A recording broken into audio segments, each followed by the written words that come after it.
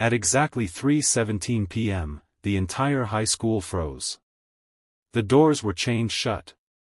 Students pressed against the glass. Teachers were shouting. Parents were calling non-stop.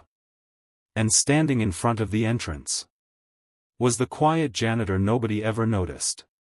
What no one knew was that he had just saved a life. Roosevelt High wasn't special. Just another public school in a small Ohio town.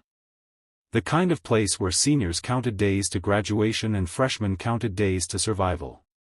And then there was Mr. Harris. Full name, Daniel Harris. But nobody called him that. To students, he was just the janitor. 58 years old. Gray beard. Steel-toed boots. Always pushing the same yellow cart down the same hallways. He knew which lockers jammed. Which classroom lights flickered. Which teachers stayed too late. But what he really knew were the kids. Especially the quiet ones. There was a sophomore named Caleb Turner. Caleb didn't cause trouble. Didn't play sports. Didn't join clubs. Didn't talk much. He walked with his shoulders curved inward, like he was trying to take up less space in the world.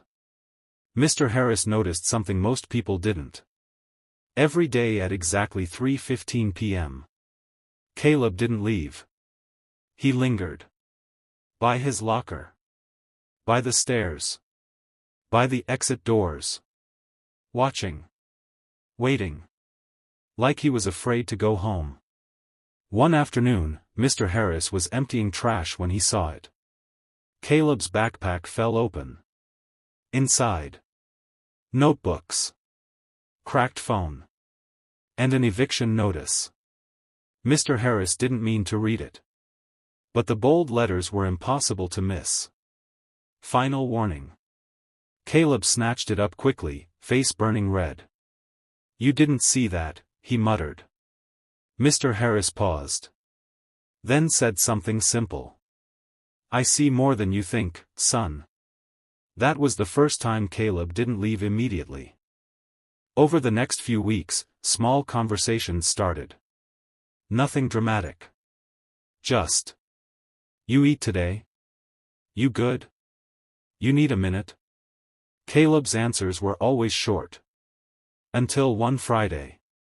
The hallways were empty. Lockers slammed shut. Buses were leaving. Caleb was still there. But this time, he wasn't standing.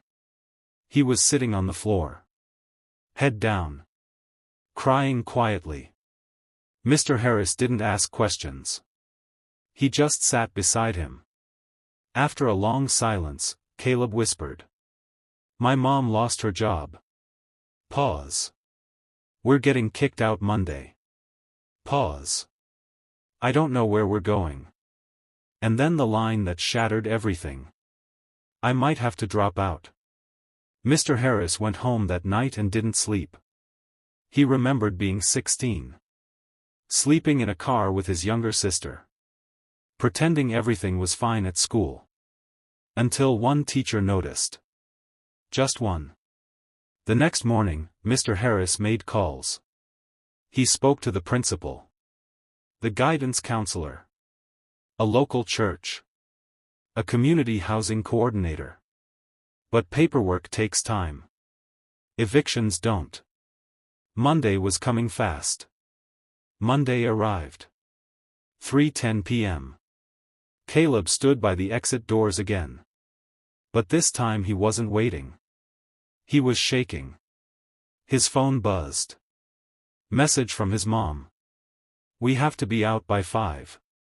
Caleb walked toward the doors. And Mr. Harris saw something in his eyes that terrified him. Not fear. Not anger. Hopelessness. The kind that makes a kid disappear quietly.